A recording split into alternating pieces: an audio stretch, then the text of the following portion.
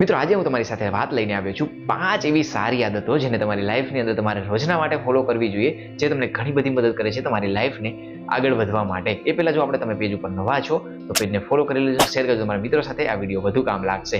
એની અંદર સવારે તમારે સૌથી પહેલા વહેલા ઉઠવાનું રાખવાનું છે, જે તમને ઘણી બધી મદદ કરે છે તમારી હેલ્થની અંદર.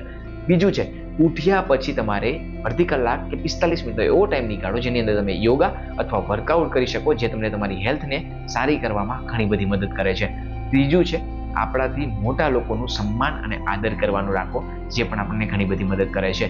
ચોથું છે, બીજા લોકોની મદદ કરવાનું રાખો, જે આપણાથી નાના છે એ લોકોની મદદ કરો, જેથી કરીને એ લોકો પણ આગળ વધી શકે.